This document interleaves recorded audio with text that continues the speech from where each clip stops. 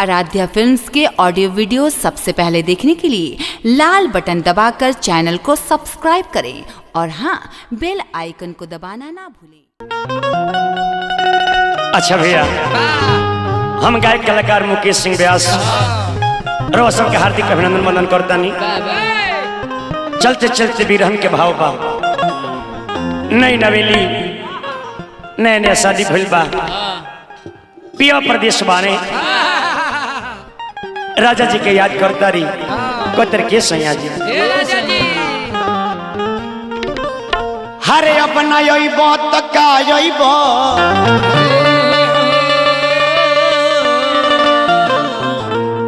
अइबो त बात बिगाड़ला पर अइबो करबो त का करबो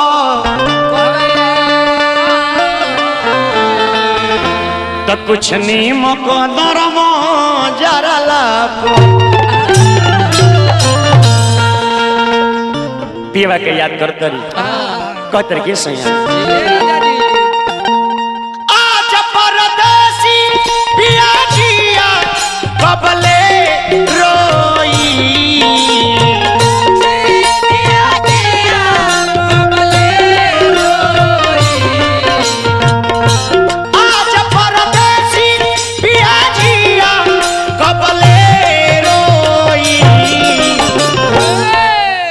बोलो ये पिया का होई, कहो ये पिया का होई, तू ही बताओ, कहो ये पिया का होई, सुना ये पिया का होई।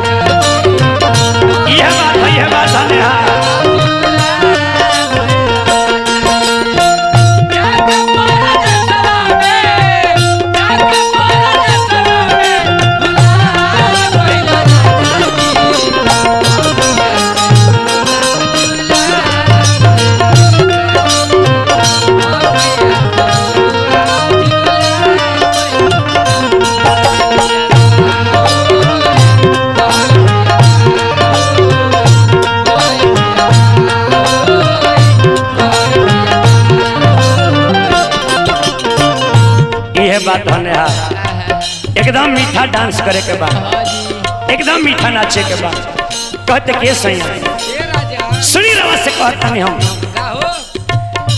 आग दिल में लागल जिंदा हम जराते बानी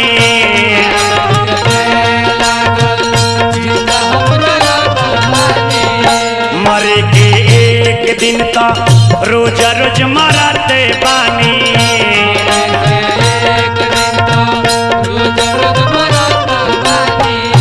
मरे के एक दिन तो रोज रोज मराते बानी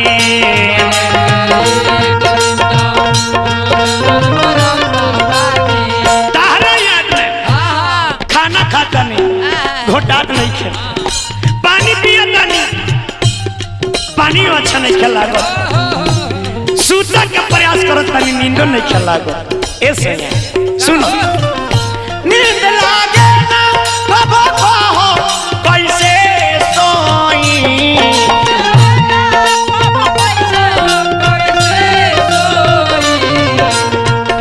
नींद लागे ना बाबा हो कैसे सोई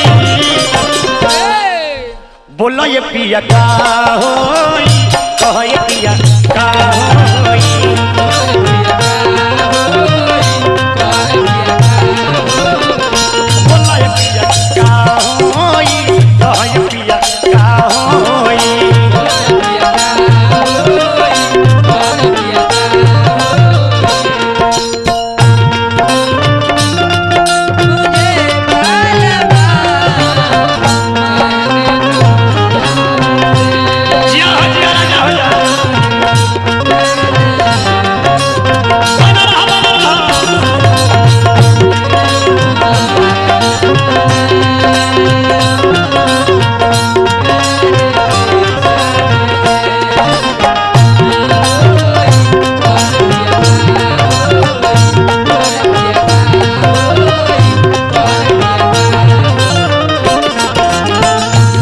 कहते कि सुनो तोहरे नाम लेके सुती ले, तोहरे नाम लेके जागी ले।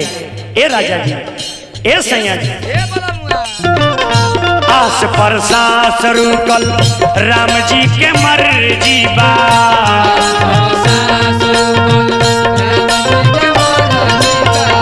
नैना पर से तरसे इहे तो से अर्जी बा।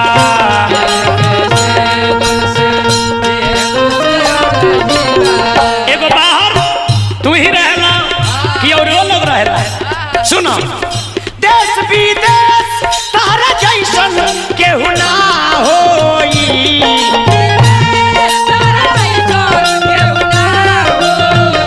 देश विदेश तारा जैसन केहू ना होई। बोला ये पिया का होई, कह ये पिया का होई।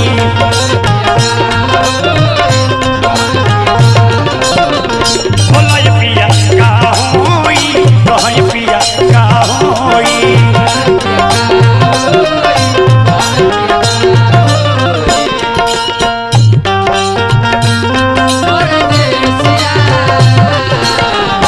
भूली न जा जिया हो जिया रे हो जा।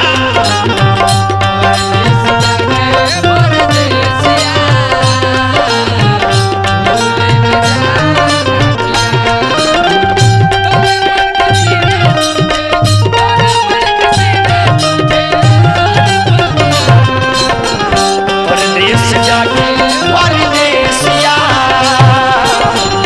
भूली न जाना पिया। परदेस जाके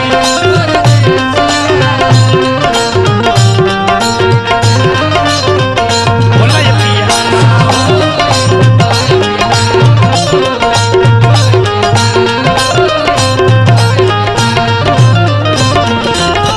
आखिरी भाव लगता अंत में कहती है मऊ दर्द बर्दाश्त के बाहर बा दवा के दी।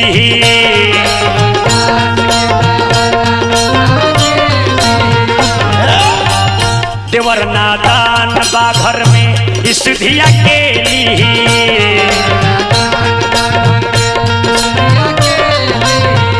देवर नादान बा घर में इस धिया के ली।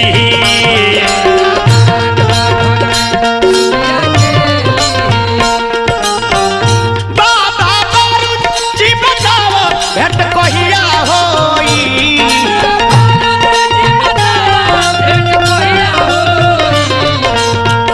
बाबा दिलीप जी बताओ भेंट कहिया होई। चले के बाद तब बोला ये पिया का होई, कह ये पिया का होई।